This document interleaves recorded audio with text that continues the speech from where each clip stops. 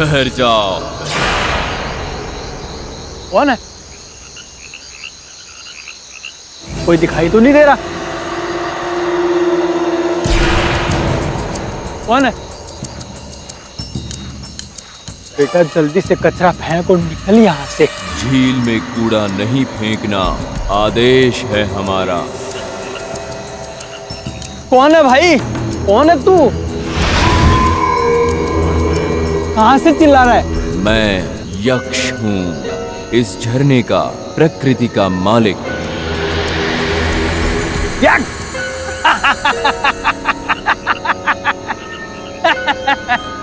यक्ष बहुत नाम सुना है तेरा। साला कोई बेवड़ा होगा पेड़ वेड़ पे चढ़ के मेरे को डरा रहा है। यक्ष टाइम पास।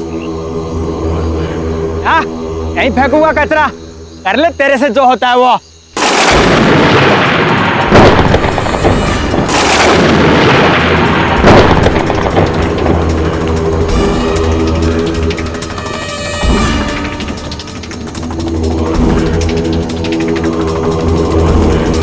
लगता है यार यहाँ तो कोई लोचा है।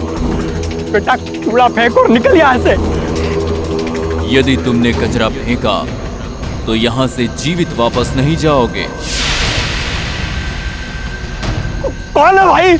क्या मजाक कर रहे हो यार? हिम्मत तो सामने आ।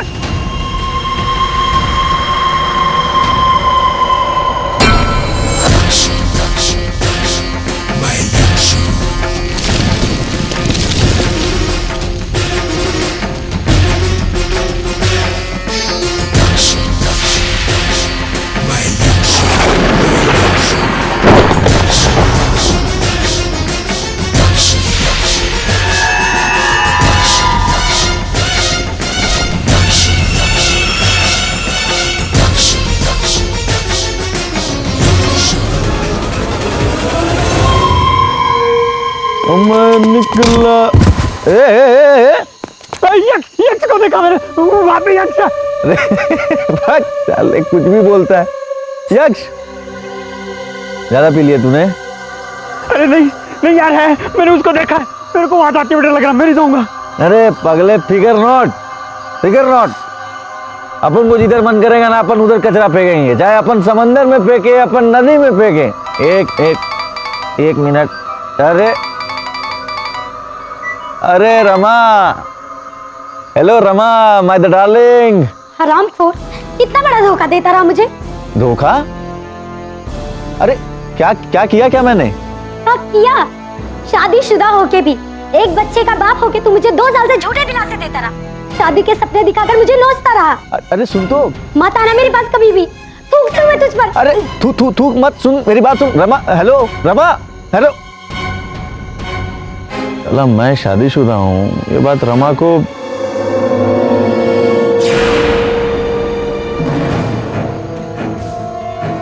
तूने बताया ना रमा को कि मैं शादीशुदा हूँ? हाँ।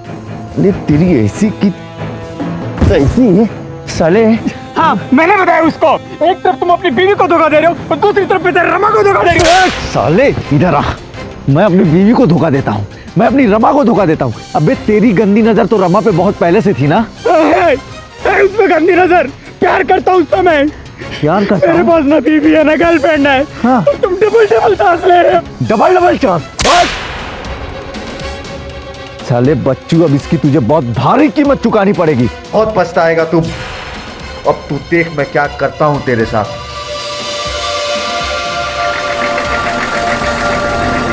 अरे ये कचरा कौन डालेगा?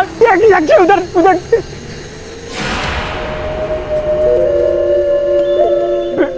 बेटा बच्चू तू अपना काम कर, कचरा डाल के आ।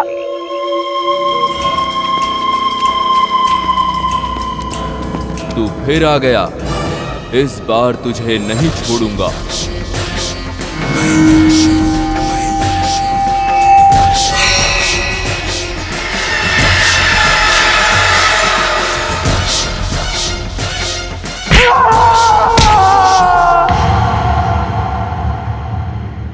तो फिर उसके बाद क्या हुआ?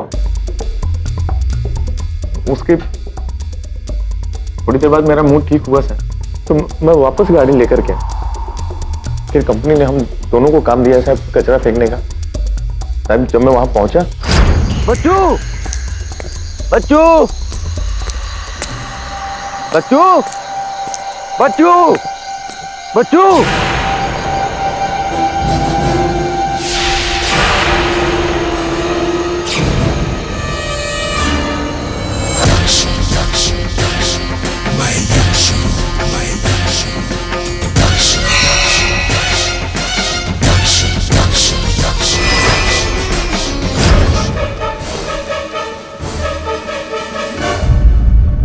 मैंने बच्चू को नहीं मारा है साहब। साहब उस यक्ष ने मारा है बच्चू को। जी हाँ, ये कहना है ड्राइवर लखन सिंह का, जिसे पुलिस ने उन्हीं के साथ काम कर रहे हेल्पर बच्चू की हत्या के सिलसिले में गिरफ्तार किया है। पर लखन सिंह का कहना है ये कत्ल उन्होंने नहीं, बागमती नदी के यक्ष ने ये हत्या की है।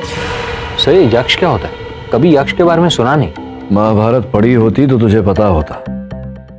युधिष्ठिर और यक्ष के बीच का प्रश्नोत्तर बहुत ही प्रसिद्ध है। वरुण प्रकृति के रक्षक होते हैं यक्ष। सर पर आज के दौर में यक्ष, वो भी एक मर्डर केस में। यही तो चौंका देने वाली बात है। आप सब हैरान हो रहे होंगे, सोच रहे होंगे ये क्या रहस्य है, ये सच है या झूठ है। आइए हम आपको बागमती नदी के आसपास बसे लोगों के पास लेकर चलते हैं और सुनते हैं उनका इस बारे में क्या कहना है। नहीं नहीं, बिल्कुल सत्य है। यक्ष के अस्तित्व को कौन मना कर सकता है? पुराणों में लिखा है। तो क्या कुछ ऐसा एक्सपीरियंस हुआ है आपके साथ? हाँ बिल्कुल, मैंने कई बार प्रातःकाल ब्राह्म मुहूर्त में उस झील के तट पर यक्ष को विचरण करते हुए देखा है। जो कोई झील को दूषित करता है उसे वो रोकता है। देखिए, मैं एक एनवायरमेंटलिस्ट हूँ, सालों से बागमती झील की सफाई का अभियान चला रहा हूँ। मेरा मानना है कि यक्ष वक्त कुछ नहीं, यह तो सिर्फ एक वहम है। लेकिन जो भी हो, कम से कम उनके डर से लोगों ने झील में कचरा फेंकना तो बंद कर दिया। मैं तो वहाँ रोज पानी भरने जाती हूँ, मैंने तो कुछ नहीं देखा। मजाक होगा। नहीं नहीं, मैं वहाँ पर गई थी पानी में कचरा फेंकने को, उसने मुझे रोका, मैं डर कर भाग गई। से क्या हो रहा है? नदी का प्रोटेक्टर यक्ष।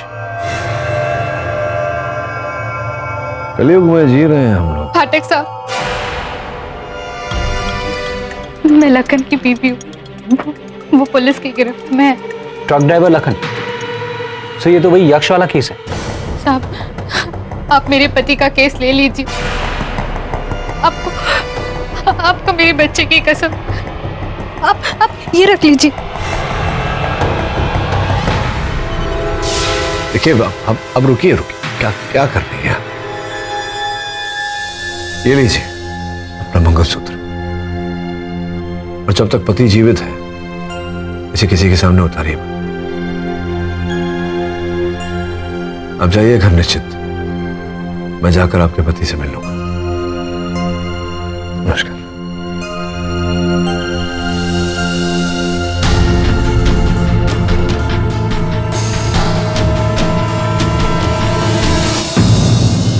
याद रहे, ये काम आज आधी रात को करना है, कानो कान किसी को खबर ना हो, बड़ी होशियारी से। वहां वहां और वहां। अजय, और सर ये बहुत खतरनाक काम है। खतरनाक काम के तुझे पैसे भी मिल रहे हैं। और सर उस यक्ष का क्या वो ऐसा होने दे? अरे कोई यक्ष वक्ष नहीं है, सब बकवास है। सर ये क्या? सर मैं अपने बीवी बच्चों की कसम खा के कहता हूँ सर, मैंने बच्चों को नहीं मारा है साहब। उस यक्ष नहीं मारा है सर बच्चों को। साहब आपने तो टीवी पे भी देखा है। सर मैंने नहीं मारा। लखन खड़े हो जाओ। देखो लखन, जब तक मैं स्वयं न देख लूं मैं विश्वास नहीं कर सकता। और तुम चिंता मत करो, अगर ये हत्या तुमने नहीं की तो मैं तुम्हें कुछ नहीं होने दूंगा। ओके?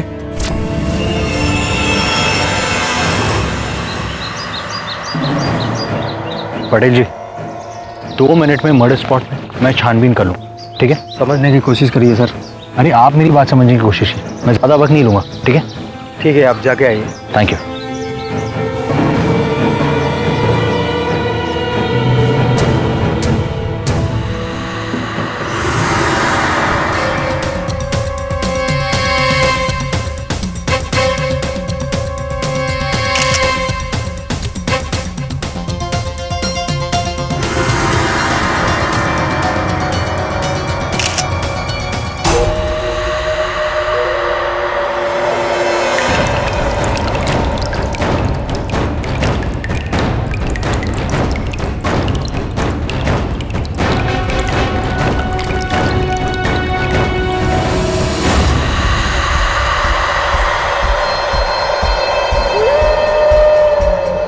ये तो खड़ों के निशान है।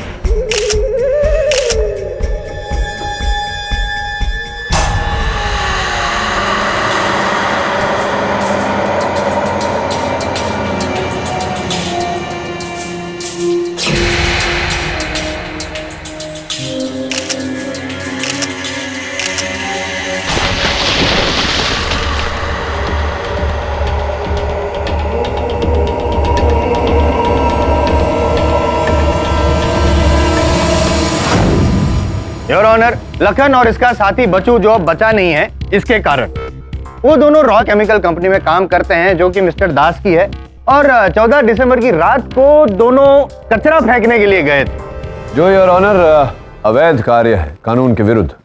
करेक्ट, मैं भी मानता हूँ, पाठक साहब की बात से सहमत हूँ, लेकिन ये केस कचरे का नहीं, आई मीन मिस्टर दास का नहीं है यार। उसमें तो पुलिस ने अलग से केस दर्ज किया है, ये केस है लखन का।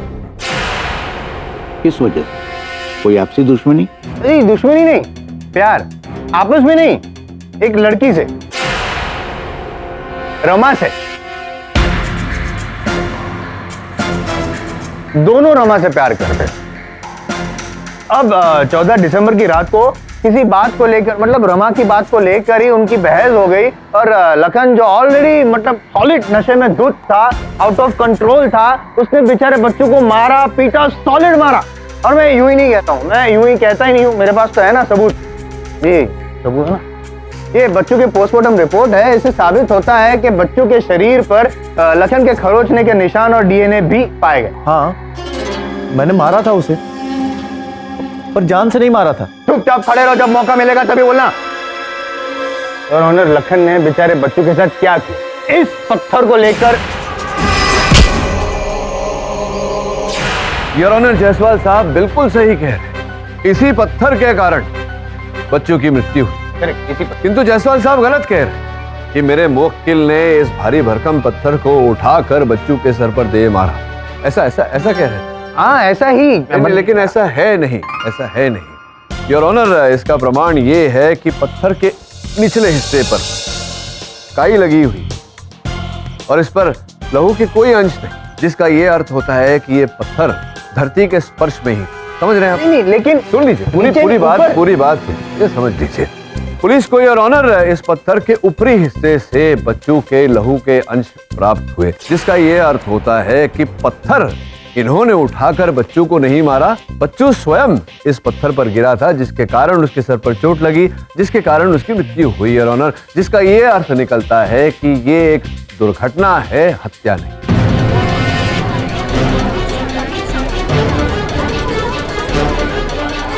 योर ऑनर, आपकी अनुमति हो तो मैं इस बात को दर्शाना चाहूंगा कि अगर इतना भारी भरकम पत्थर उठाकर अगर कोई उठा पाए तो, और उठाकर किसी के सर पे दे मारे तो क्या हश्र होता है। आपकी अनुमति हो तो दर्शा। अनुमति। धन्यवाद। अब जायसवाल साहब, न लखन न मैं बॉडी बिल्डर तो है नहीं, हम दोनों, तो आपकी सहायता की आवश्यकता पड़ेगी इसे उठाने में। आइए जरा, और जरा पैर संभाल, पैर संभाल, हाँ, छोड़ दीजिए। योर ऑनर, जैसा कि मैंने कहा, इतना भारी भरकम पत्थर अगर किसी के माथे पर फेंका जाए तो उसके माथे का ये हश्र हो।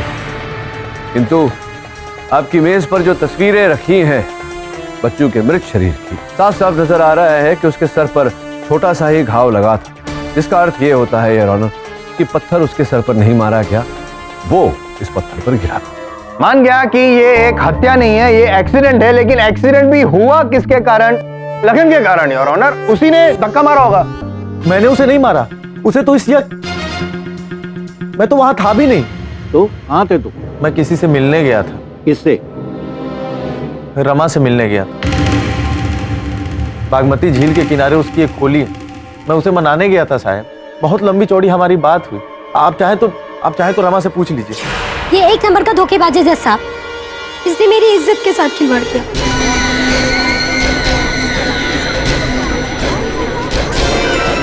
Order order. और अब सफेद झूठ बोलता है। उस रात ये मेरे घर पर आया ही नहीं था। नहीं जज साहब, रमा झूठ बोल रही है।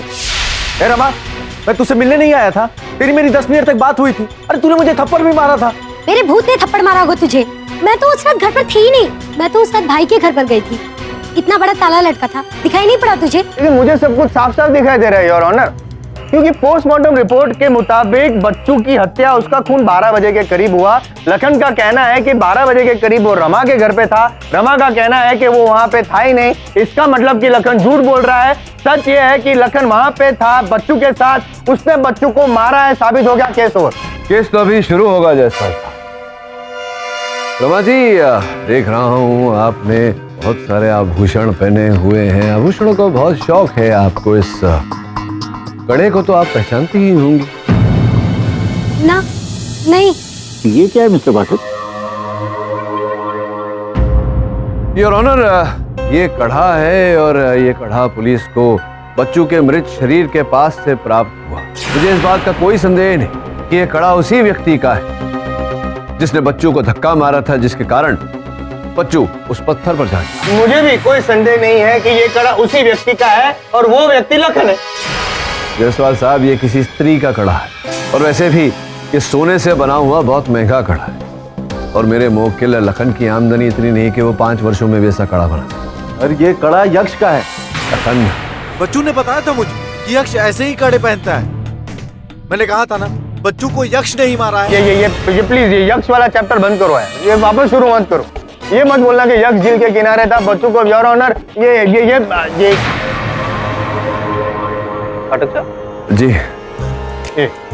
डोंट टेल मी आप भी यक्ष वाली बात पे यकीन करते हैं। नो योर ऑनर, अब यक्ष का तो पता नहीं, लेकिन मेरा सहायक वरुण वहां गया था। आपकी अनुमति हो तो मैं वरुण को बुलाऊं। अनुमति। वरुण, अदालत को बताइए कि क्या देखा आपने वहां पर। योर ऑनर, खड़ाऊ के निशान मैंने जमीन पर देखे थे। ओह अच्छा अच्छा। By the way, what is खड़ाऊ? योर ऑनर, खड़ाऊ इस प्रकार के चप्पल होते हैं जो पुराने जमाने में लोग पहनते थे। तो मतलब समझ गया मैं, वो तो याद आ रहा है, मैंने कहीं देखा था। लेकिन आपका ये कहना है कि ये जो खड़ाऊ यक्ष पहनता था और आपको मिल भी गए, मतलब वरुण को मिल गया? नहीं जायसवाल साहब, ये यक्ष है, खड़ाऊ नहीं। तो योर ऑनर, ये उसी नाप के खड़ाऊ हमने बनवाए जिस नाप के खड़ाऊ के निशान हमें वहां मिले थे। योर ऑनर, एक और बात, खड़ाऊ के निशान जमीन से होते हुए पेड़ पर थे, जैसे कि कोई आदमी पेड़ पर चलकर गया था। तो मैंने छोटे छोटे कील के सुराख देखे, निशान। तो ये जायसवाल साहब कि आप भी जानते हैं और मैं भी मानता हूं कि यक्ष जैसा कोई व्यक्ति तो है नहीं, लेकिन प्रचलित कथाओं के अनुसार यक्ष पेड़ पर चढ़कर बोलता है, लाल लाल आंखों से लोगों को डराता है। तो स्पष्ट है कि ये सब कार्य किसी यंत्र द्वारा किया गया था, जो यंत्र पेड़ पर लगाया गया था और उस यंत्र को पेड़ पर लगाने के लिए कीलों की सहायता ली गई थी, जो मेरे सहायक को उस पेड़ पर मिली। आई बात समझ में? नहीं सर, वो यक्ष था, मैंने खुद देखा है अपनी आंखों से। आप चाहो तो बस्ती वालों में से किसी से भी उठा करके पूछ लो। अभिषेक, तुम तो पढ़े लिखे समाज सेवक हो, तुम्हें क्या लगता है? सर, मेरे हिसाब से वहम है या फिर रॉ केमिकल कंपनी की कोई चाल, ताकि लोग उस झील से दूर रहें। तो इसमें रॉ केमिकल कंपनी का क्या लाभ? ताकि वो बड़े आराम से अपना जहरीला केमिकल वेस्ट उस झील में फेंक सके। और आपको पता है, पिछले 3 सालों से उसने उस झील को जहर। एक मिनट, 3 साल से ये लोग क्या कर रहे हैं और कितना जहर फैला रहे हैं, ये केस उसका है नहीं। योर ऑनर, ये केस मिस्टर दास के अगेंस्ट नहीं है कि वो नदी में गंदगी फैला रहे हैं या नहीं फैला रहे हैं। This is not a civil case, this is a criminal case, murder case, समझे आप? यक्ष को देखा था? हाँ या ना, देखा था या नहीं? लेकिन सर, ये लोग नहीं देखा था ना, तो फिलहाल मैं भी आपको यहाँ नहीं देखना चाहता हूँ, आप जा सकते। Thank you your honour. मैं मंदिर के पुजारी पंडित रविराज जी को कटघर में बुलाना चाहता हूँ। इजाजत। श्रीमान जी, मैंने उस यक्ष को देखा है 2-4 बार। ये बड़ा मुकुट और ये आभूषण उसी के हैं।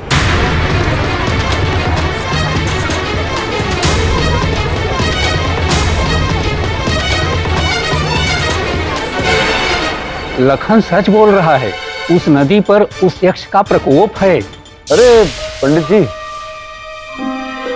आप पादुका पहनते हैं? जरा दिखाइए तो, जरा निकालिए। खड़ा हूं, दिखाइए दिखाइए।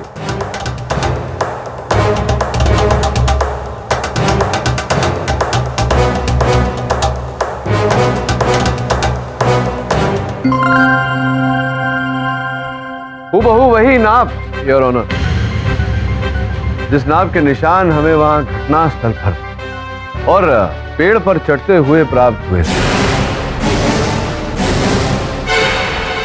कहीं ऐसा तो नहीं पंडित जी कि आप ही वो यक्ष हैं? हम क्यों?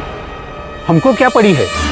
श्रीमान जी ये क्या उल्टा सीधा बोलते चले जा रहे हैं? मिस्टर पाठक, अदालत में यक्ष का कोई बहाना नहीं चलेगा। योर ऑनर, असली यक्ष का बहाना ना सही किंतु नकली यक्ष का, क्योंकि मुझे पूरा विश्वास है कि उस नदी किनारे कोई मनुष्य ही है जो यक्ष बन के सबको भयभीत कर रहा है। उसी के ये आभूषण भी उसी ने बच्चों को मारा है और उसी को लखन ने वहां से जाते हुए देखा था। आई डोंट थिंक आपके पास सबूत है इस बात का। अभी अभी जो आपने कहा नहीं है ना, होगा भी नहीं। लेकिन सर मेरे पास है, सबूत भी है और गवाह भी है, और उसके लिए मैं लखन की पत्नी लाडो को कटघरे में यहां बुलाना चाहता हूं।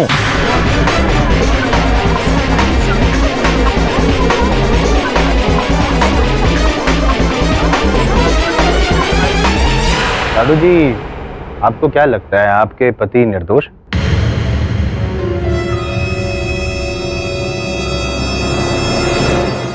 जी। कोई मजबूरी है आपकी? डर है आपको? देखिए आप रो रही हैं और मैं आपके आंसू पहुंच नहीं सकता क्योंकि मेरे पास रुमाल नहीं है। खैर आप सच बताइए, क्योंकि मुझे ऐसा लग रहा है आप झूठ बोल रही हैं। आपके पति शादीशुदा हैं, आपके साथ शादी करने के बावजूद रमा के साथ गुलछर्रे उड़ा रहे हैं, फिर भी आपको ऐसा लग रहा है कि निर्दोष है। क्यों बजा रही हैं? खैर चलिए, इस बात का जवाब मत दीजिए। थोड़ा सा ये आपने जो हाथ ढक के रखा है जरा हटाइए, दिखाइए। देखिए जज साहब के सामने योर ऑनर, दिखाइए दिखाइए दिखाइए।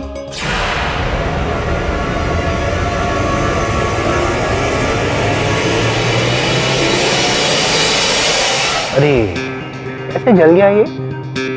और ये जो चोट के निशान हैं आपके उसको भी छुपाने की कोशिश कर रही हैं आप। यहाँ पर भी चोट के निशान है। ये सब क्या है? मैं फिर से रिक्वेस्ट कर रहा हूँ आपसे लाडो जी, डरिए मत, बोलिए। वो लखन ने मारा ना आपको? वो शराब के नशे में।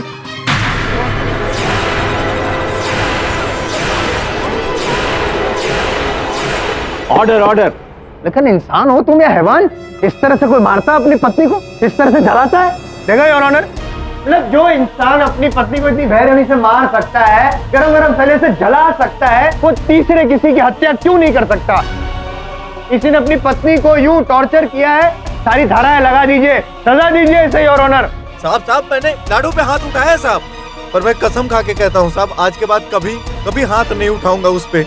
क्या उसके लिए मुझे जो दंड देना है दे दीजिए, पर मैंने बच्चू को नहीं मारा है साहब, मैंने बच्चू को नहीं मारा है। अरे तेरे को सब सजा देनी चाहिए योर ऑनर। इस पे सारी धाराएं लगा दीजिए योर ऑनर, ऐसी कड़ी सजा दीजिए, इस तरह फांसी पे लटकाइए कि इसकी गर्दन टूट जाए, तब तक लटका के रखिए। ये हैवान है। अरे मैंने बच्चू को नहीं मारा है, आपको समझ में नहीं आ रही बात? किसी ने मारा है? तूने मारा है बच्चू को? ये बच्चू का खूनी है, इसको बच्चू मार रही है।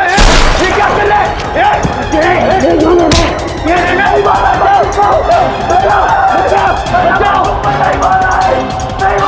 Order order.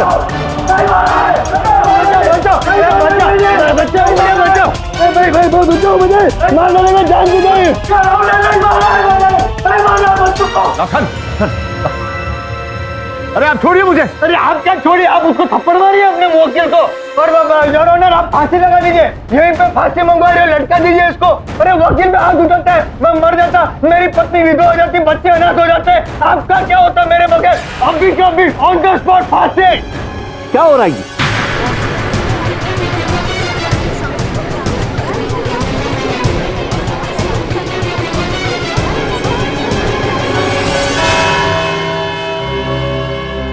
अदालत की कार्रवाई कल तक के लिए मुलतवी की जाती है।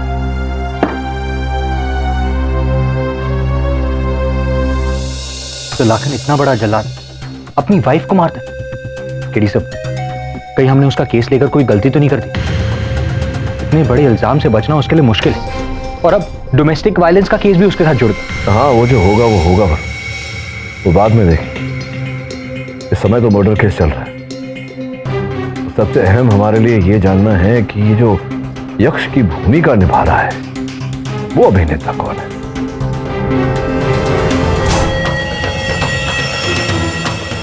चलो पंडित जी, हवन के लिए काफी है, कुछ और दूं? यजमान, इतने पैसों में तो मैं ऐसा हवन करूंगा कि यक्ष तो क्या, उस नदी के इर्द गिर्द यमराज भी नहीं भटकेगा। यजमान, आपने उस यक्ष को कभी देखा है? पहले तो हमें भी यकीन नहीं था, लेकिन उस रात उसे वहां देखकर, खैर वो यक्ष का इलाज आप करो ताकि मैं अपना काम कर सकूं। कैसा काम यजमान? वो सब सोचना आपका काम नहीं है। आप जाओ यहाँ से और हवन की तैयारी शुरू करो। जी।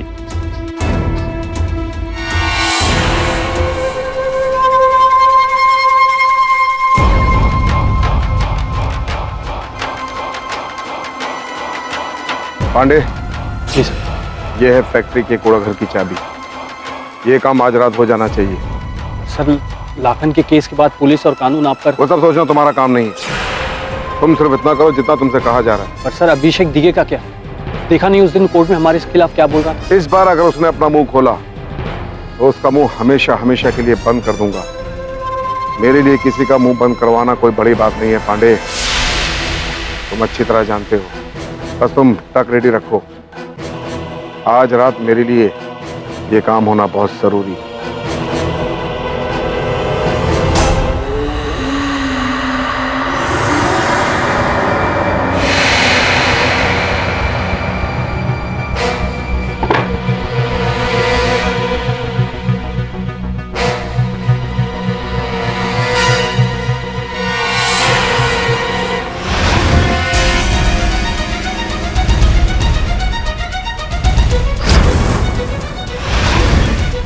लखन के बच्चे, अब होश आए तेरे ठिकाने। मुझे धोखा देने चला था, अब सड़ जेल में उम्र भर।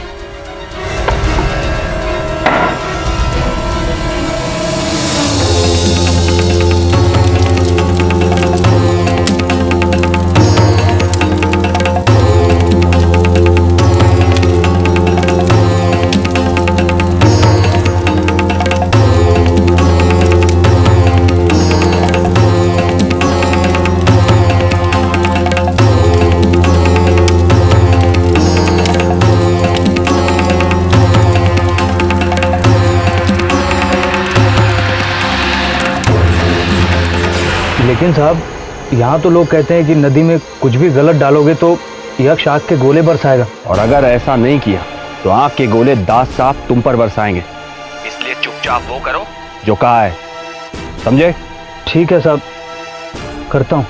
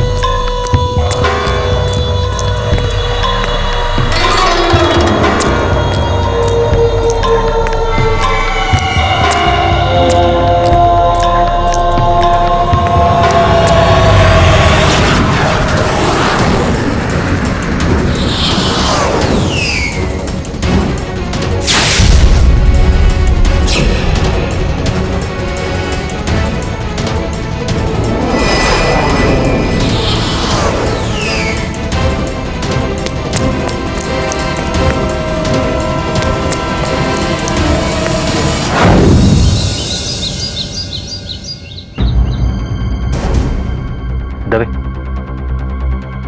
इन बैग्स में क्या है? रासायनिक कचरा जो बहुत ही हानिकारक है, और उसी रॉ केमिकल फैक्ट्री से। वरुण, वो दास तो गया सीधा जेल में।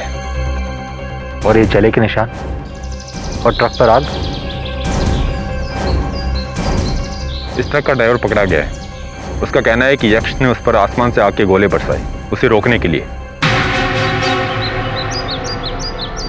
फिर से यक्ष?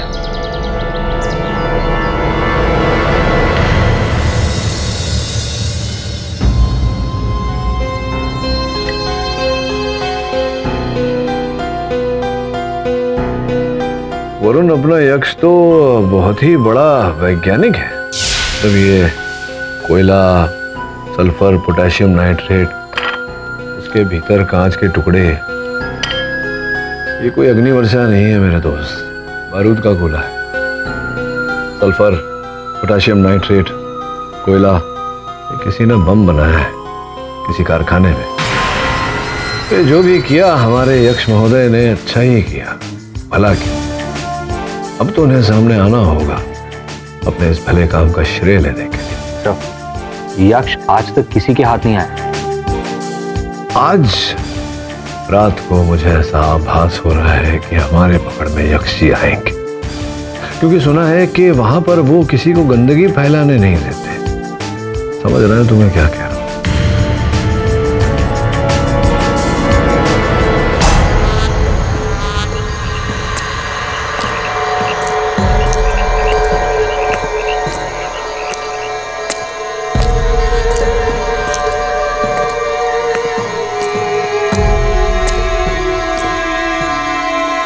रुको।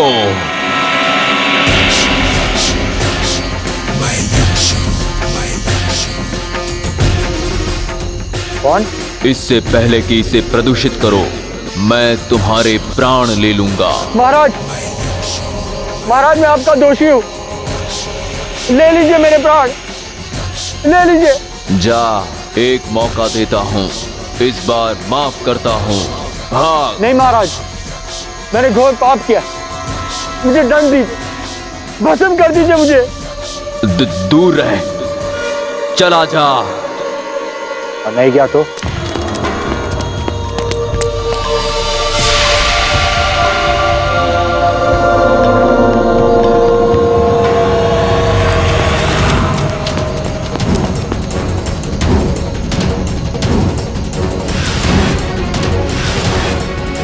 महाराज, और कितना दौड़ेंगे आप?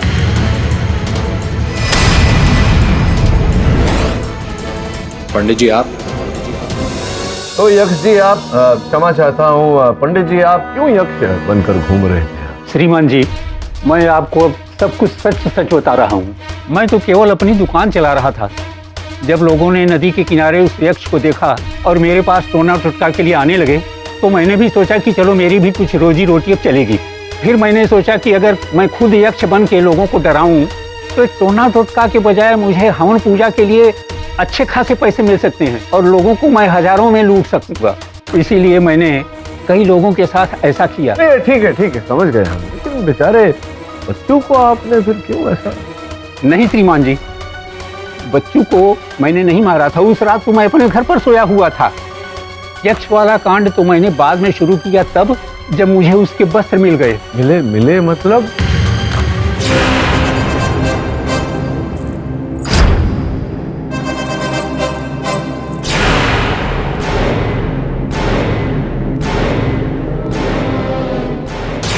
मैं सच बताती हूँ, लेकिन आप लोग मुझे कुछ नहीं करेंगे, क्योंकि उस सुबह जब मैं घर पर लौटी तो मैंने देखा कि मेरे आंगन में किसी ने वो पोटली फेंक दी थी और खोला तो मैं घबरा गई थी जज साहब। मैं समझ गई थी कि मुझे कोई ना कोई फंसा रहा है, इसीलिए मैंने पोटली को जाकर जल्दी से नदी के किनारे फेंक दी। तुम्हारी इस बात पर विश्वास कैसे कर लें हम Rama?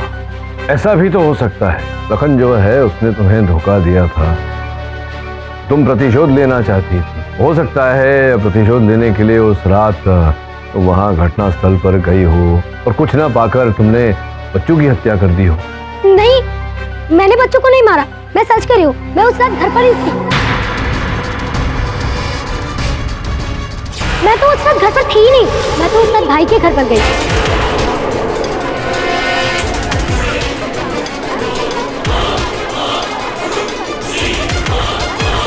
Silence in the court. Lakhan मिलने आया था तुमसे घर, जब लखन सच बोल रहा था।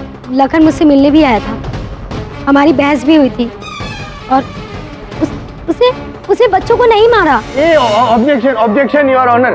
क्या प्रॉब्लम है? तुम कभी ये बोलती हो कभी ये बोलती हो, कंफ्यूज क्यों कर रही हो? एक बात बोलो। मैं सच कह रही हूँ, मैं तो बस लखन से बदला लेना चाहती थी और वो पोटली वाली बात भी सच है। ये देखिए। जायसवाल साहब, ये तो हूबहू वैसा ही कड़ा है जो हमें घटनास्थल से प्राप्त हुआ था। योर ऑनर, मुझे लगता है कि ये उसी जोड़े का दूसरा कड़ा है। यार ये कड़ा ना जाने किस कड़ी का हिस्सा है।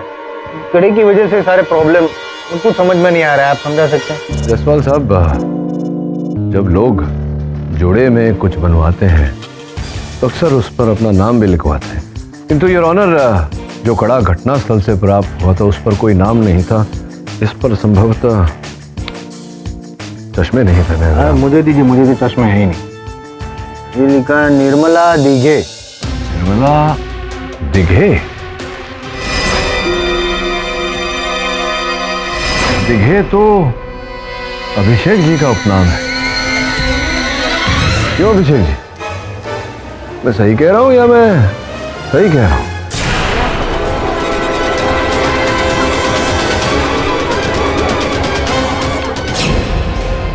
अटक गया। अब देखिए क्या है अभिषेक जी की दिघे तो आप ही का उपनाम है और निर्मला दिघे तो आपकी माता जी हैं।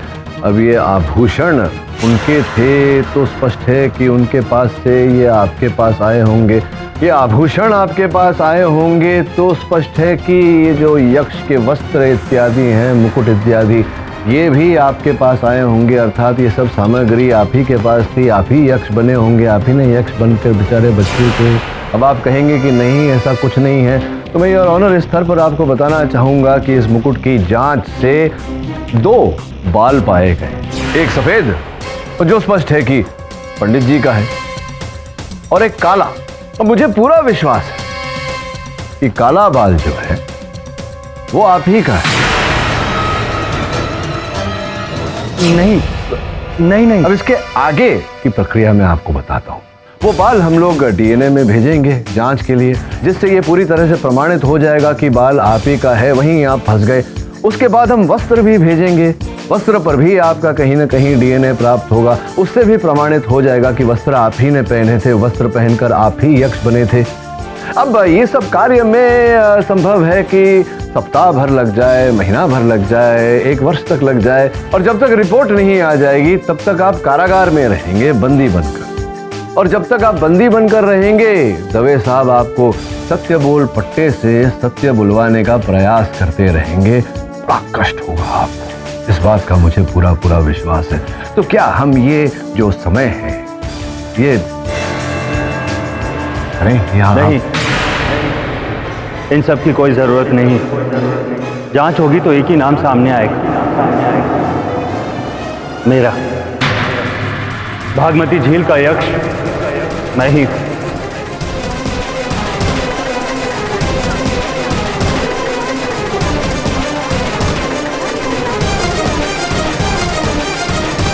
Silence in the court. बचपन से एक ही चीज सुनता आया। मुझे बचपन से सिखाया गया है कि यह प्रकृति हमारी मां है, इसका सम्मान करना, इसकी रक्षा करना हमारा धर्म है। यदि ऐसा नहीं हुआ तो हम सबका अंत निश्चित है।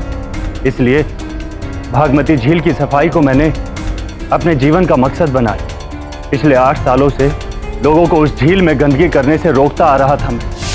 रॉ केमिकल कंपनी के खिलाफ मैंने केस दर्ज करवाया, लेकिन कुछ नहीं हुआ, कोई फायदा नहीं। मैं जहां भी गया सब जगह भ्रष्टाचार, लालच। झील मर रही थी और मैं झील को मरते हुए नहीं देख सकता। इसलिए मैंने सोचा कि जब विश्वास से काम ना हो तो इस अंधविश्वासी देश में अंधविश्वासी उसी का सहारा लिया। मैंने यक्ष के बारे में पढ़ा, प्रकृति का रक्षक। तो मैंने उसका वेश बनाकर लोगों को डराना शुरू कर दिया ताकि इस झील को गंदगी से बचा सकूं। मैंने कई पेड़ों पर लाल लाइट लगाई थी ताकि यक्ष की कहानी सच लगे।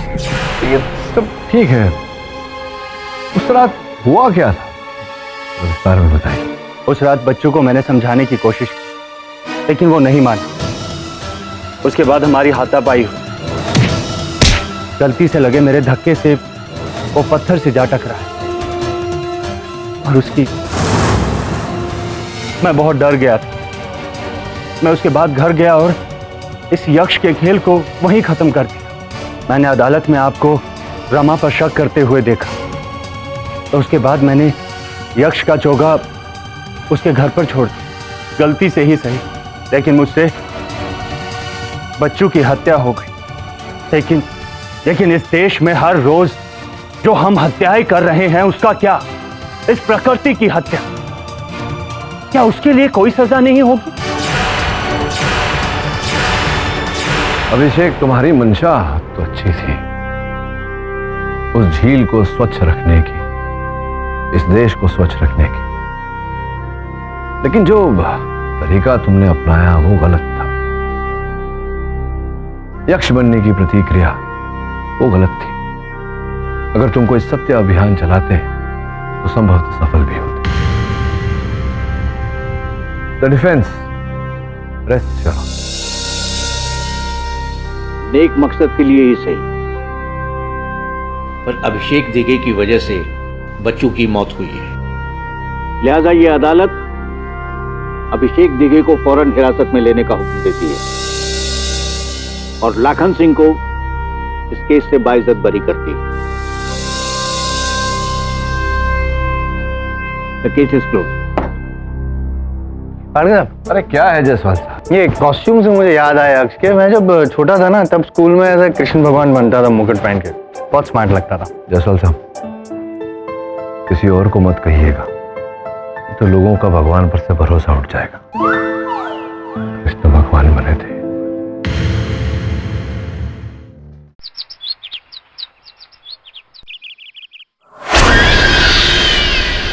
आई नो शीला, तुम्हें तो मालूम ही है ये फार्म हाउस एक पार्टी हब है और मेरी तो फेवरेट जगह है ये। पिछले हफ्ते मेरे हस्बैंड ने ये फार्म हाउस उस फेमस पॉप स्टार आरआर से खरीदकर मुझे वेडिंग एनिवर्सरी में गिफ्ट किया है। 1 साल पहले मैंने फार्म हाउस पे पार्टी रखी थी।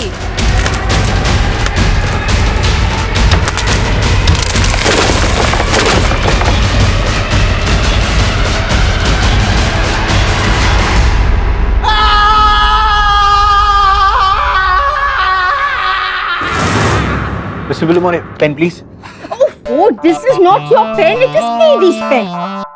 ये तुम्हारा पेन है। Mr. Villamore, क्या फर्क पड़ता है? दोनों की इंक तो ब्लू ही है ना? बहुत फर्क पड़ता है, पता है? हम जो भी चीज इस्तेमाल करते हैं ना, उसके अंदर हमारी पर्सनालिटी का छाप हो जाता है, हमारे वाइब्रेशंस अंदर जाते हैं। पता है, अगर हमको हमारे काम की प्रोडक्टिविटी बढ़ाना है ना, तो हमको रोज वही चीज यूज करना चाहिए। Hello, really? थैंक यू, आता हूँ। High profile case, high profile victim, high profile suspect Ranveer Ranjha.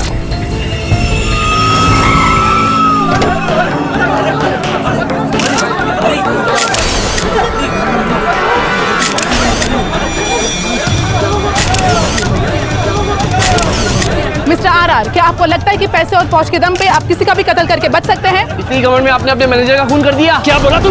तू जानता है मैं कौन हूँ?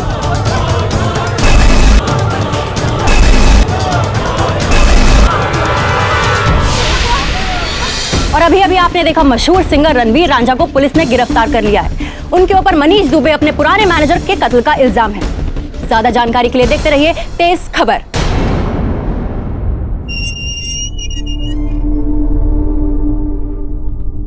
राजा साहब, किसी व्यक्ति की शक्ति को उसके क्रोध से नहीं, उसके संयम से मापा जाता है। फिलॉसफी सीखने के लिए मैंने आपको हायर नहीं किया मिस्टर पाठक, बल्कि इसलिए किया है कि आप मुझे जल्द से जल्द यहां से बाहर निकाल सकें। खर्चा जो भी हो, परवाह नहीं। राजा साहब, आपके विरुद्ध पुलिस ने सबूतों का बांध बनाया हुआ है और आप पैसे पानी की तरह भी बहा दें तो वो नदी उस बांध को नहीं तोड़ पाएगी। बेहतर है कि आप जरा जमीन पे आ जाएं और मुझे बताएं कि अंततः उस रात को क्या क्या हुआ था। 1 साल पहले मैंने फार्म हाउस पे एक बहुत बड़ी पार्टी रखी थी।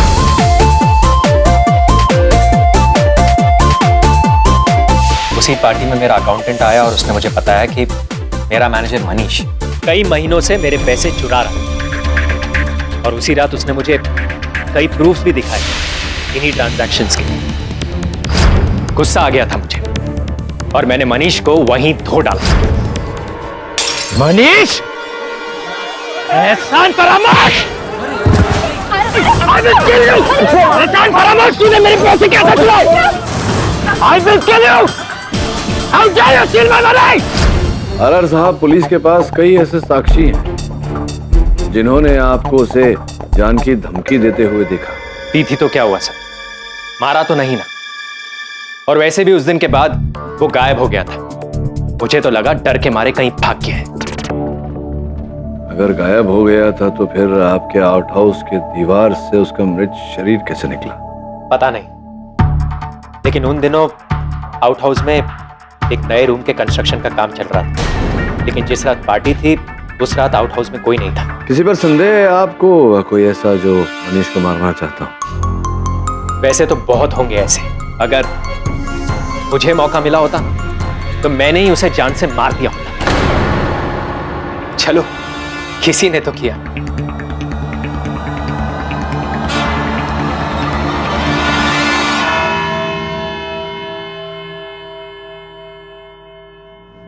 गुड मॉर्निंग केडी साहब।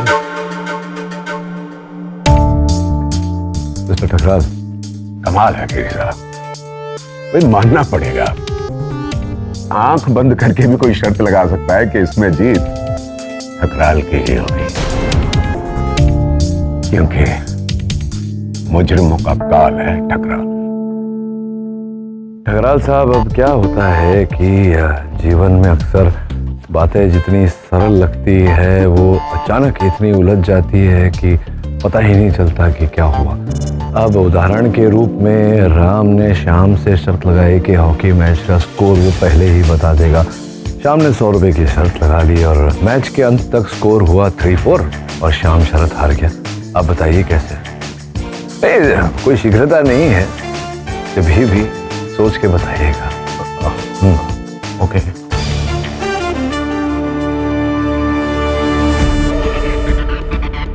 जज साहब बता रहे हैं। अदालत की कार्रवाई शुरू की जाए। योर ऑनर, मृतक मनीष का शव पनवेल के फार्म हाउस के आउट हाउस में एक दीवार में चुना हुआ पाया गया।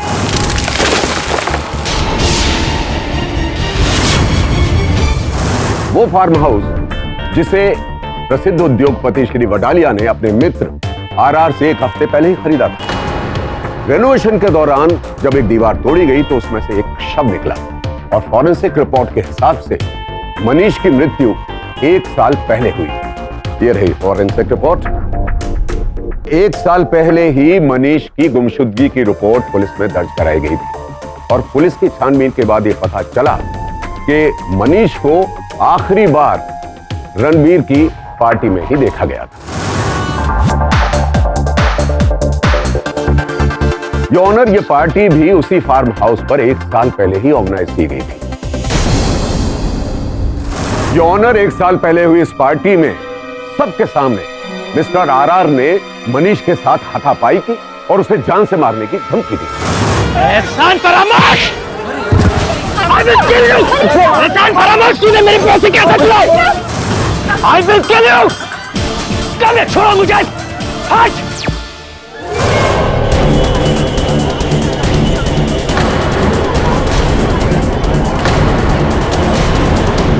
योर ऑनर, ये केस सरल तो है लेकिन साधारण नहीं। दौलत और शोहरत के नशे में चूर एक इंसान कानून और इंसाफ को चुनौती दे रहा है।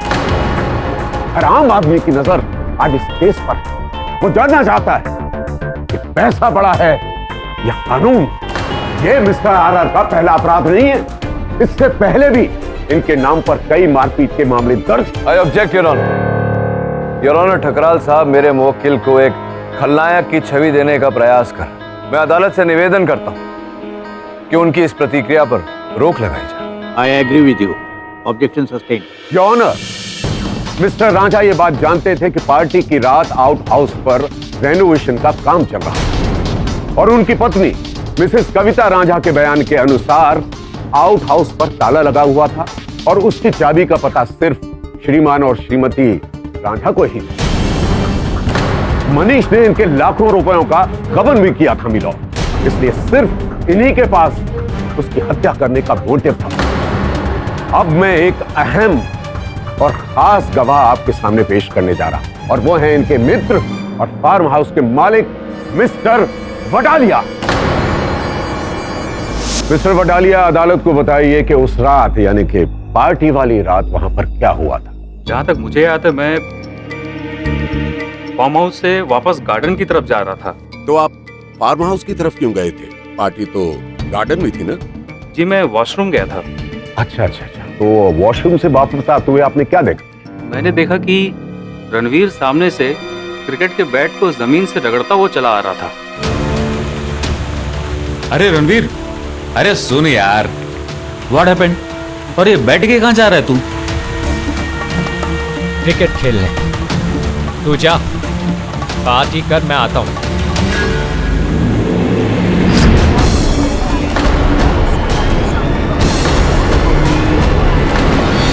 ऑनर, फॉरेंसिक रिपोर्ट के हिसाब से मनीष की मृत्यु किसी भारी चीज के उसके सर पर लगने से हुई।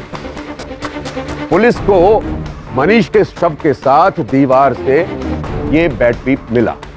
इस पर मनीष के खून के धब्बे पाए गए और श्री आरआर के फिंगरप्रिंट्स भी इस पर पाए गए।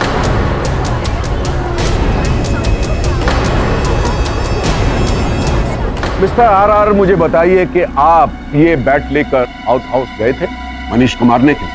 नहीं, ये बैट मुझे खुद धोनी ने पार्टी की रात को गिफ्ट में भेजा था।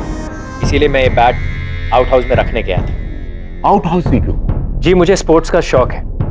बहुत सारे कलेक्टिबल आइटम्स हैं मेरे पास, जैसे कि कपिल देव की ऑटोग्राफ की हुई क्रिकेट बॉल, या फिर मोहम्मद अली के साइन किए हुए बॉक्सिंग ग्लव्स, या फिर बेकहम की साइन की हुई फुटबॉल। और मैं ये सारे कलेक्शन अपने आउट हाउस में ही रखता हूँ। आप बड़े आदमी हैं, बड़े शौक हैं आपके, लेकिन मुझे जरा बताएं कि इस पर मनीष के खून के धब्बे कैसे पाए गए? और ये बैट जो आप आउट हाउस में रखने गए थे, ये मनीष के शव के साथ दीवार में कैसे पाया गया? मैं नहीं जानता। योर ऑनर, इस बैट पर मेरे मुवक्किल के उंगलियों के छाप होना स्वाभाविक है, क्योंकि ये स्वयं इस बैट को लेकर आउट हाउस में रखने गए थे, जो ये मान चुके हैं। अब संभव है कि हत्यारे ने दस्ताने पहनकर इस बैट से आक्रमण किया होगा मनीष पर। आप शायद ये भूल रहे हैं मिस्टर केडी कि उस रात आउट हाउस पर ताला लगा हुआ था और उसकी चाबी का पता सिर्फ और सिर्फ मिस्टर आरआर और इनकी पत्नी को पता था। और एक बात, इनके पास मर्डर करने का मोटिव था यौन, और उस रात ये आउट हाउस गए भी थे। हर गवाह, हर सबूत इशारा कर रहा है सिर्फ और सिर्फ मिस्टर आरआर की तरफ। This is an open and shut case, Your Honor. Your Honor, यह अदालत कल तक के लिए मुलतवी की जाती है।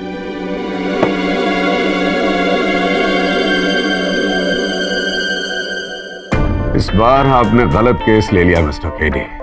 बहुत सरल सा केस है, लेकिन आश्चर्य की बात यह है कि आप समझ नहीं पाए।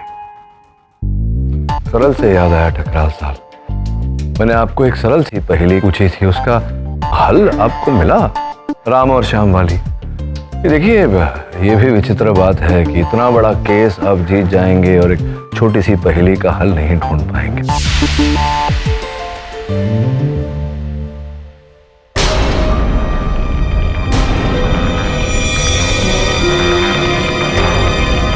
केस वाकई में पेचीदा होता जा रहा है। उस रात क्या हुआ था, ये जानने के लिए उस रात के सभी अभिलेखों की समीक्षा करनी पड़ेगी।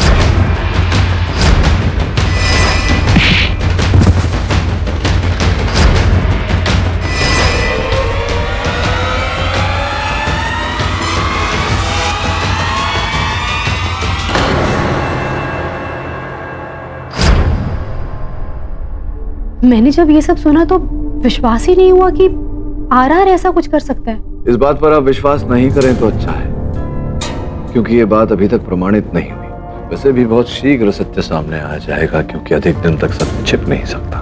मतलब आपको लगता है कि आरआर ने ये नहीं किया, तो फिर और कौन मार सकता है मनीष को? यही तो पता लगाना है, और पता लगाने के लिए आपकी सहायता मांग रहा हूँ। हाँ जरूर, मैं जो भी मदद कर पाऊंगी मैं जरूर करूंगी सर। धन्यवाद। सर्वप्रथम ये बताइए कि मनीष के साथ क्या संबंध था?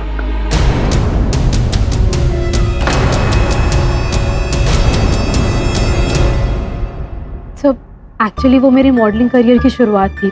कुछ कॉमन फ्रेंड से मुझे मनीष का नंबर मिला था। इनफैक्ट वो तो मुझे आरआर की एक म्यूजिक वीडियो में काम में दिलवाने वाला था, तो बस ऐसी फ्रेंडशिप हो गई। और उस रात के बाद तो वो गायब भी हो गया। ऐसे ही कोई अद्भुत विचित्र घटना घटी हो तो मनीष से जुड़ी हुई, उस आउट हाउस से जुड़ी हुई, जो आपको स्मरण हो? हाँ सब, उस फार्म हाउस के फर्स्ट फ्लोर में वॉशरूम है जिसकी खिड़की से आउट हाउस बहुत क्लियरली दिखाई देता है।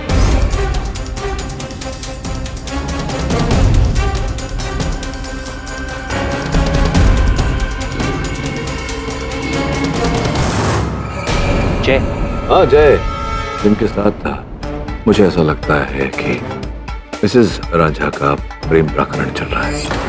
मैंने दोनों को अदालत में देखा था और जिस प्रकार का बॉडी लैंग्वेज था दोनों का, ये तभी होता है जब दो लोगों के बीच में गहरा संबंध होता है। संबंध कितना गहरा है ये तो पता लगा ही नहीं है अंजलि जी। आपको आपत्ति न हो तो बिना समझ भेजे आप अगर अदालत में आ जाएं अपना कथन दें। जी जरूर, अब मैं चलूं। Thank you.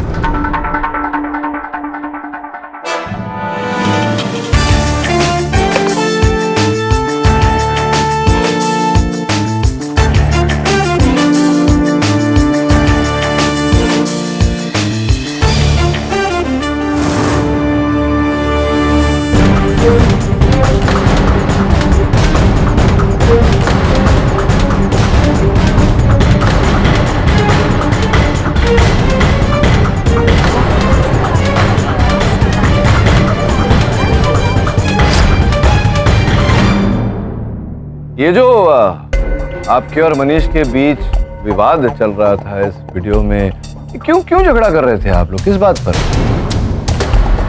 वो रणवीर के साथ चीट कर रहा था। ये जो आपका झगड़ा हो रहा था उसके तो बहुत समय पश्चात अकाउंटेंट साहब ने आके रांझा साहब को ये बताया कि मनीष गबन कर रहा था। ये विवाद तो उसके पहले का है, तो आपको ये पहले से पता था कि मनीष गबन कर रहा है? बोलिए, पहले से पता चल गया था आपको? मुझे पता था। आपको कैसे पता चला? क्योंकि अकाउंटेंट साहब के बयान के अनुसार, उनके कथन के अनुसार, जैसे ही उन्हें इस गबन के बारे में पता चला तो वो सीधा रांझा साहब के पास गए और रांझा साहब प्रथम व्यक्ति थे जिन्होंने ये बात सुनी, इन्हीं को पहले बताया था। तो आपको पहले कैसे पता चल गया? देखिए कविता जी, अदालत में झूठी गवाही देना एक बहुत बड़ा अपराध होता है। योर ऑनर, मिसेस कविता को गबन के बारे में पहले पता चला या बाद में, इसका इस केस से कोई लेना देना है योर ऑनर, क्योंकि कविता जी झूठ बोल रही हैं। इस वीडियो में जो हमने देखा इनके और मनीष के बीच विवाद हो रहा था, वो मनीष ने जो गबन किया उसे लेकर नहीं, किसी और ही विषय पर विवाद हो रहा था। क्या यह सत्य नहीं है कविता जी कि मनीष आपको ब्लैकमेल कर रहा था, आपसे रुपए पैसे ऐंठ रहा था, क्योंकि उसे पता चल गया था कि आपके और जय के बीच में प्रेम प्रकरण चल रहा है, अनैतिक संबंध चल रहा है?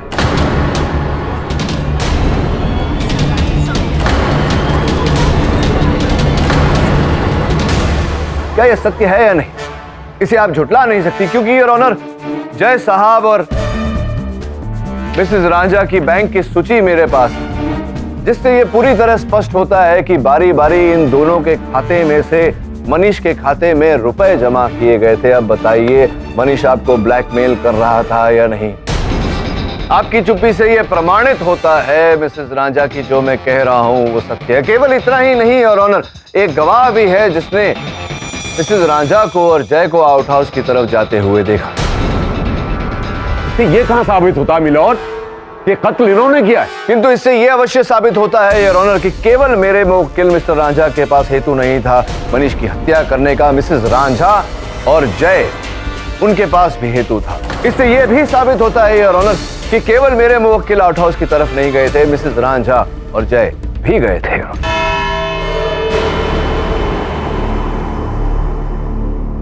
ये अदालत 1 घंटे का अंतराल के बाद इस केस की सुनवाई फिर से करेगी। आपको क्या लगता है कविता ने मारा है मनीष को? मनीष की हत्या करने का कारण तो था कविता के बाद। हमें इस रिश्ते के दूसरे पहलू को देखना है, क्योंकि मारने का कारण तो जय के पास भी था। मैं जय के बारे में और पता लगा क्या था। केस फाइल पेपर से करीब 2 साल पुराना केस है। इन्वेस्टिगेशन तो हुई थी, लेकिन सबूत ना मिलने के कारण आरआर को रिहा कर दिया गया था। सबसे ताज्जुब वाली बात यह है कि सिर्फ 2 पार्टीज ने आरआर के खिलाफ इल्जाम लगाया था, एक महिला संस्था और दूसरा जय। उसी ने पैसे देकर ये अखबार में न्यूज छुपवाई। से एक और बात, मेरे जर्नलिस्ट फ्रेंड्स ने मुझे बताया है कि जितने भी लोकल न्यूज़पेपर्स में आरआर की नेगेटिव आर्टिकल छपे वो सभी जय ने ही स्पॉन्सर किए। लगता है कुछ ज्यादा ही जल्दी है आरआर को सजा दिलवाने। पर फेदी, ये सबसे प्रूफ कुछ नहीं होता है। लेकिन एक प्रश्न उठ रहा है मेरे मन में। कभी कभी इस सत्य तक पहुंचने के लिए एक छोटा सा प्रश्न ही पर्याप्त होता है। तो एक काम कर बरो, मनीष के बैंक अकाउंट्स की सूची निकलवा। जी सर।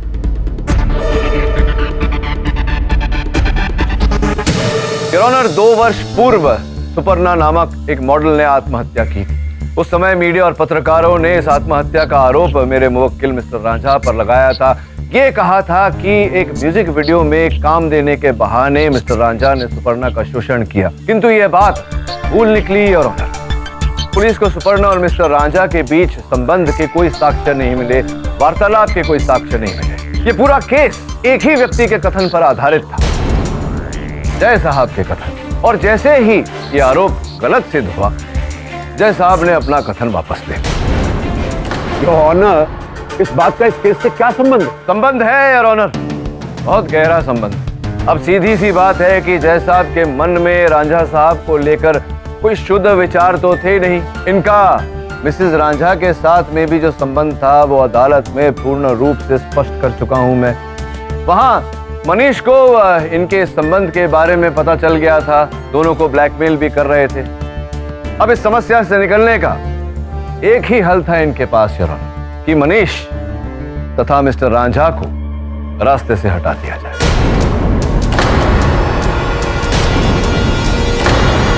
और फिर जब रांझा साहब आपके झूठे आत्महत्या को उकसाने वाले आरोप से छूट गए, तब आपको लगा कि अब इन्हें किसी बड़ी हत्या के आरोप में फंसाना चाहिए। ऐसा ही आपने किया, क्योंकि इसी में आपका भी लाभ था। ऑब्जेक्शन योर ऑनर, बिना किसी सबूत और मोटिव के ये आरोप लगाना सरासर गलत है। सबूत है योर ऑनर, सबूत ये है कि मनीष उस रात अंजलि को लेकर आउट हाउस में गया था।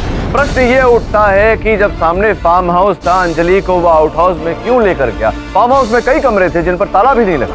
उसे एकांत चाहिए था, और फार्म हाउस में तो कोई भी आ जा सकता है। सकराल साहब, आप मुझे ये बताइए कि मनीष को कैसे पता चला कि आउट हाउस की चाबियां कहाँ रखी? बता दिया होगा किसी ने। किसने बताया होगा? क्योंकि आपके दलील के अनुसार तो कोई आईपैड देना चाहता हूं। अनुमति। योर ऑनर, मेरा सहायक अभी एक खास सबूत देके गया है, मैं इसे देखने की इजाजत चाहूंगा। अनुमति। Thank you your honour. जैसा कि मैं कह रहा था कि स्पष्ट है कि कोई तीसरा व्यक्ति था जो जानता था कि चाबियां कहाँ रखी है, जिसने मनीष को वहां चाबियां देकर भेजा। मिस्टर और मिसेस रांझा का तो विवाद हो चुका था मनीष के साथ, वो तो उसे भेज नहीं सकते थे। एक ही व्यक्ति बचा योर ऑनर, जय साहब। जय साहब ने ही मनीष को चाबियां दी और उसे आउट हाउस में भेजा। इतना ही नहीं योर ऑनर, ये आउट हाउस से बाहर भी निकलते हुए दिखाई दी। सारे प्रमाण ये कह रहे हैं योर ऑनर कि संभव है कि मनीष की हत्या जय साहब ने की। योर ऑनर, एक बात के लिए तो मैं केडी साहब की सराहना करना चाहूंगा कि ये आसानी से हार नहीं मानते, किसी न किसी तरह से केस को इधर से उधर घुमाकर कहीं पहुंचाने की कोशिश करते हैं। अच्छी बात है योर ऑनर, ये तो साबित हो चुका है कि मनीष की हत्या आउट हाउस के अंदर हुई। मुद्दा नंबर 2 की हत्या जो है क्रिकेट के बैट से हुई। मुद्दा नंबर 3 कि उस पर आरआर साहब के फिंगरप्रिंट्स पाए गए। मुद्दा नंबर 4 के साहब नशे में चूर थे और इनके पास एक मोटिव भी था हत्या करने का। और पांचवा ये कि जब ये आउट हाउस की तरफ जा रहे थे तो इनके हाथ में क्रिकेट का बैट था, आउट हाउस लॉक था और उसकी चाबी का पता सिर्फ इनकी पत्नी और इनको ही था। और अब जो छठा सबूत मैं आपके सामने प्रस्तुत करने जा रहा हूं योर ऑनर, उसके बाद तो केडी साहब खुद कहेंगे कि आप आरआर साहब को सजा दे ही दी।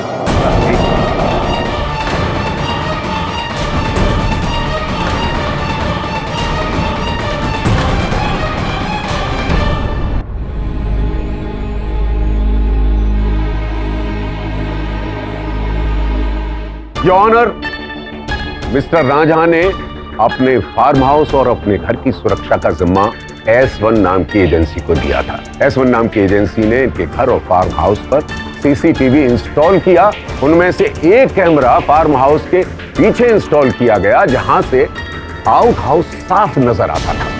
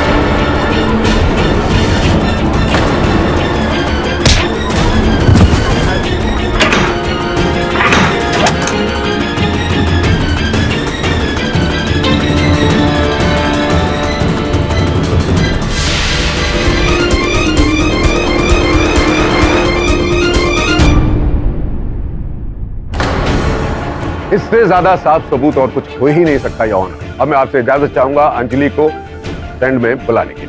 अंजलि जी, ये सब आपने पुलिस को पहले क्यों नहीं बताया? I am really sorry sir, पर मैं बहुत डर गई थी। उस रात जब मुझे होश आया तो मनीष कहीं नहीं था। अच्छा, आपने आउट हाउस के अंदर जाकर देखा था? जी सर, पर वो वहाँ भी नहीं था। इनफैक्ट वो उस रात के बाद उसका कुछ पता ही नहीं चला। वो तो जब मैंने न्यूज़ में देखा कि उसकी बॉडी आउट हाउस से मिली तब मुझे समझ में आया कि क्या हुआ होगा। Sir I am really sorry, मैं डर गई थी इसलिए मैंने कुछ नहीं कहा। आरआर बहुत पावरफुल आदमी है सब, और मैं उसके सामने कुछ भी नहीं हूँ।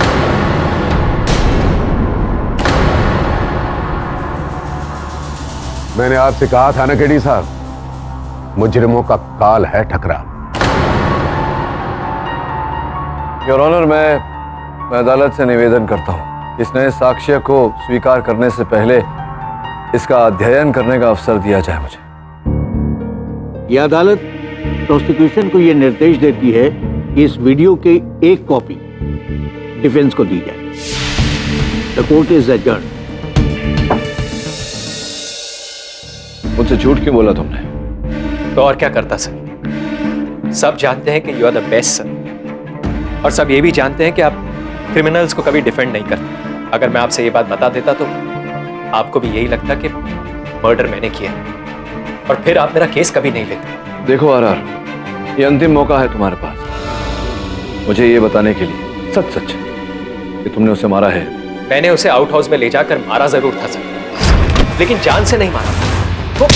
वो सिर्फ बेहोश हुआ।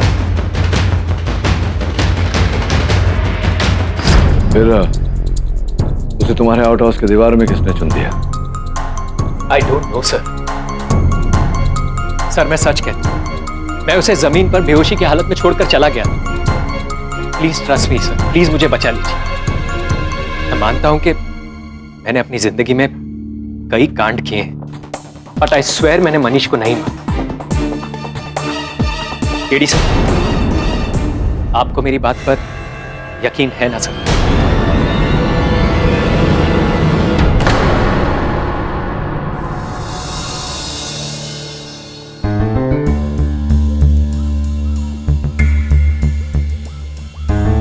Chill, KD. It's not your fault that RR is such a liar. मेरे को तो ना, to be honest, मेरे को तो पहले से ही लग रहा था कि वो ही मर्डर किया है। इतना arrogant और angry man है वो। मुझे ऐसा नहीं लगता बिली, मुझे लगता है कि वो निर्दोष है। मैं जब उससे बात कर रहा था तो मैंने उसकी शारीरिक प्रवृत्ति पर ध्यान दिया।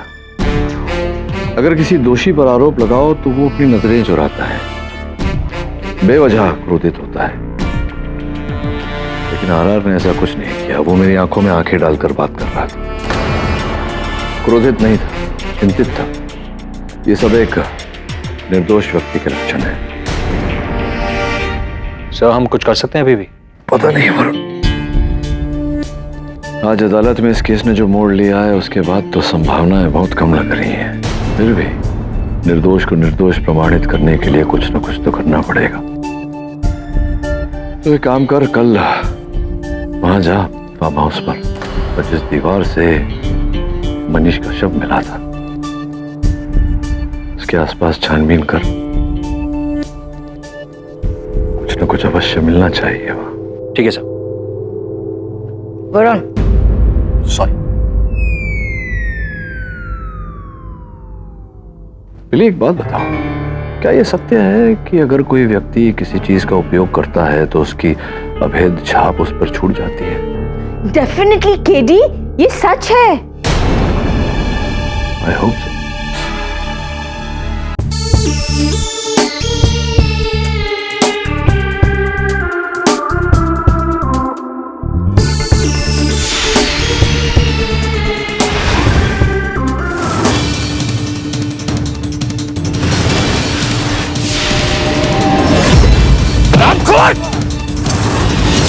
How dare you steal my money?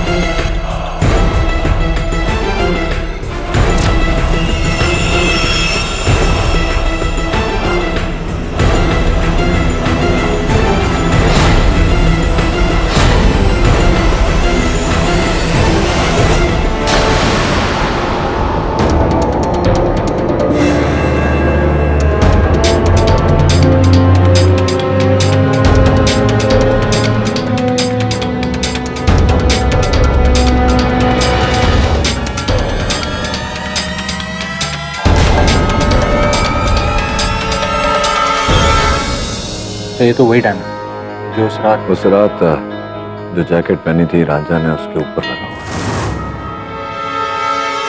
Yes, कोई डाउट नहीं है सर, उसी ने मारा मनीष को और फिर बॉडी दीवार में चुन दी। तो ये है फार्म हाउस के फोटोग्राफ्स, तो सभी विटनेसेस की बात सही लग रही।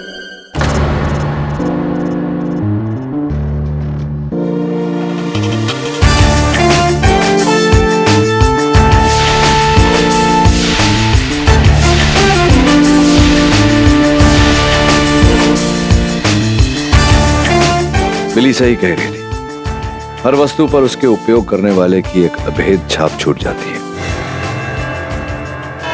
योर ऑनर, कभी कभी बड़े बड़े सबूत और साक्ष्य में सत्य छिप जाता है, अंधेरे में ढकेल दिया जाता है, और फिर एक छोटा सा सबूत, एक छोटा सा साक्ष्य परिस्थिति को प्रकाशित कर देता है। योर ऑनर, ये छोटा सा हीरा हमें उसी स्थान से प्राप्त हुआ जिस स्थान से मनीष का शव प्राप्त हुआ, और ऐसे ही हीरे आरआर साहब के जैकेट पर लगे जो उस रात उन्होंने पहनी थी। वाह केवी साहब वाह, दाद देनी पड़ेगी आपकी सिंसियरिटी की। सच्चाई का पता चलते ही आपने एक और प्रमाण ढूंढ लिया, और वो भी मेरे ही फेवर। बड़ी शीघ्रता से आप अपना धैर्य खो देते हैं ठकराल साहब। कभी कभी अति शीघ्रता से आवश्यक बातें जो है वो छूट जाती हैं। कैसी बात? मिस्टर केडी, सीसीटीवी का फुटेज देखते ही पता चल जाता है कि मिस्टर रांझा ने ही मनीष का कत्ल किया है। सिंपल। उसी सीसीटीवी फुटेज पे आ ही रहा था मैं। योर ऑनर, आपकी अनुमति हो तो अभियोग पक्ष महोदय ने जो सीसीटीवी फुटेज अदालत के समक्ष प्रस्तुत किया था उसे पुनः चलाना चाहूँ। इजाजत।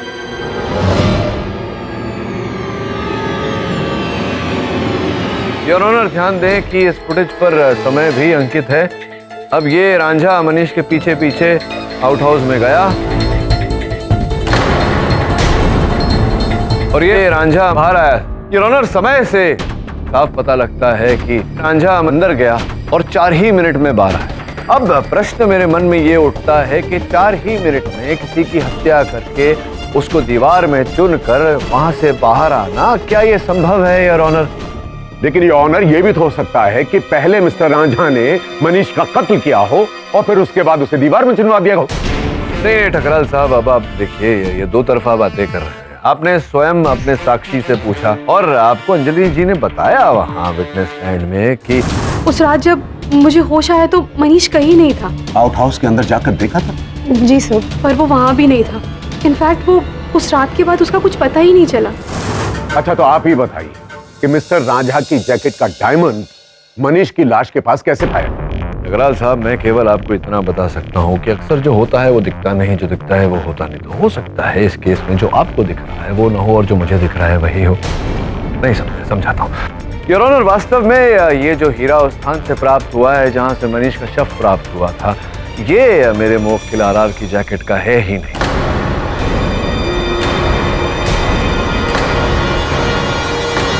योर ऑनर, हीरे के 2 मापदंड होते हैं, उसकी चमक और उसका घनत्व, और दोनों ही मापदंडों से ये प्रमाणित होता है कि ये हीरा आरआर की जैकेट का नहीं है। रिपोर्ट आपकी मेज पर रखी हुई है। अब योर ऑनर, आपकी अनुमति हो तो मैं अंजलि जी को कटघरे में बुलाऊं और उनसे निवेदन करूं कि इस विषय पर और प्रकाश डालें। अंजलि जी, आपके कथन के अनुसार आप जब होश में आई तत्पश्चात आप आउट हाउस के अंदर गई और वहां कोई भी नहीं। जी हाँ। क्यों ना ये जो सीसीटीवी फुटेज हमारे पास है इस पर एक बार फिर से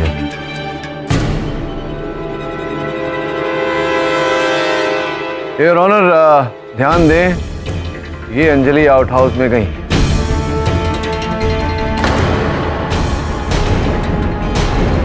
अति समय लग जाएगा योर ऑनर, थोड़ा फॉरवर्ड कर दें। और ये अंजलि जी बाहर।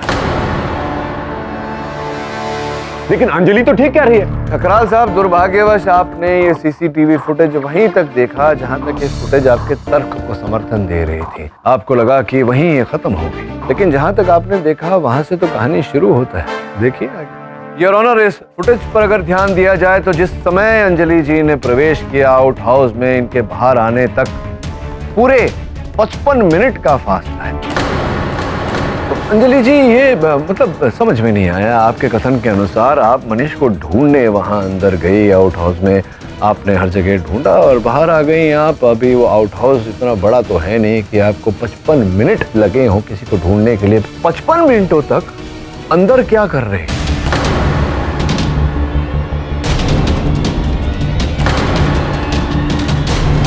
कोई बात नहीं, एक और प्रश्न है आपके लिए। ये जो हीरा उस स्थान से हमें प्राप्त हुआ जहां पर बेचारे मनीष का शव प्राप्त हुआ, क्या पहचानते हैं आप इस हीरे को? देखिए, ध्यान से देखिए। क्या है? आप कुछ भी नहीं बोलेंगे? कोई बात, मैं बोल देता हूं। क्षमा चाहता हूं योर ऑनर, मैं आग्रह करूंगा एक बार आप फिर से इस वीडियो फुटेज पर ध्यान दें। इस फुटेज का स्थिर चित्र इस पर जरा जूम करके दिखाता हूं आप। ये देखिए योर ऑनर, ये वही नग है जो इनकी नथनी में उस समय लगा हुआ था। और अब फॉरवर्ड करके योर ऑनर, जूम करके योर ऑनर, ये जब 55 मिनटों बाद आउट हाउस से बाहर आए, साफ साफ दिख रहा है योर ऑनर कि वो नग इनकी नथनी में है, हो भी नहीं सकता क्योंकि वो तो मेरे हाथों में।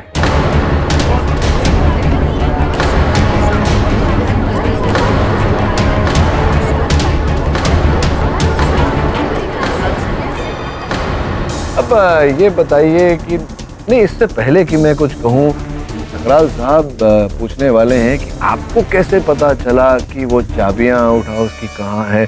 जिसका उत्तर ये है कि आपने मिसेज आरआर को वहां से प्रस्थान करते हुए देखा और जाकर चाबी रखते हुए देखा, और आपने मनीष को बताया कि चाबियां कहाँ रखी हुई हैं और उसे आउट हाउस में मिलने को बुलाया, उसकी हत्या करने की मंशा से। एक बात समझ में नहीं आ रही है कि इसका मोटिव क्या हो सकता है? ये क्यों मारेंगे उसको? लो कर लो, थोड़ी सी जांच पड़ताल की होती ठकराल साहब ने तो ये प्रश्न न पूछते। योर ऑनर, हमने थोड़ी सी जांच पड़ताल की तो पता चला कि अंजलि जी सुपर्णा जी की छोटी बहन है। वही सुपर्णा जी योर ऑनर जिन्होंने 2 वर्ष पूर्व आत्महत्या की थी, और आत्महत्या को उकसाने का आरोप योर ऑनर मेरे मुवक्किल आरआर साहब पर लगा।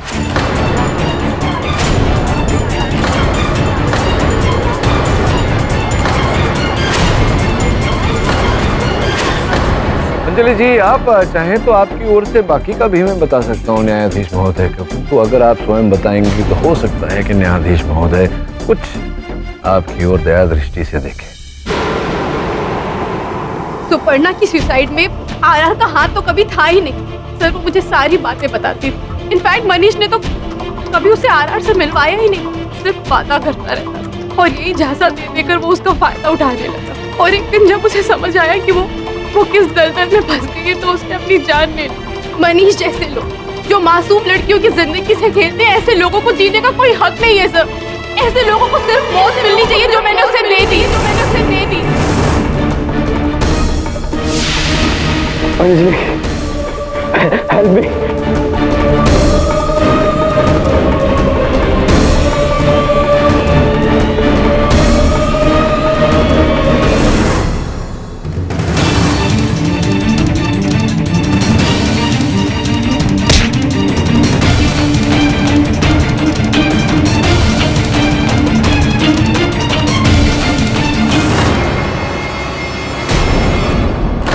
अंजलि जी, आपकी बहन सुपर्णा के साथ जो हुआ उस बात का खेद तो है हमें, तत्पश्चात प्रतिशोध लेने के लिए आपने जो किया उसका उससे भी बड़ा खेद है हमें। डिफेंस,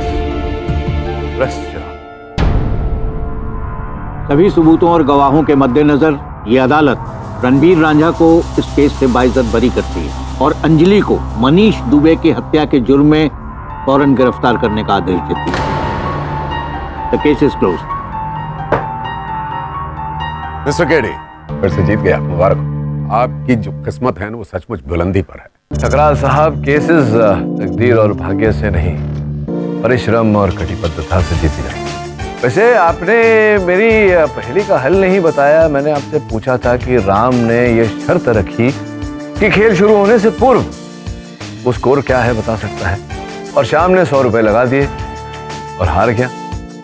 3-4 स्कोर हुआ था। ऐसा है कि जो मैच है वो फिक्स हो गया होगा। नहीं ठकराल साहब, ऐसा नहीं था।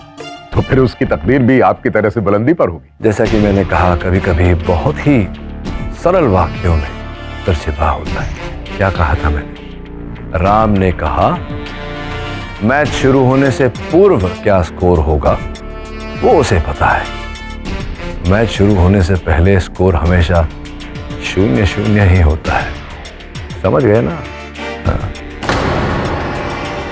और भी दिलचस्प कहानी देखने के लिए हमारे चैनल को सब्सक्राइब करें और बेल आइकॉन दबाना न भूलें।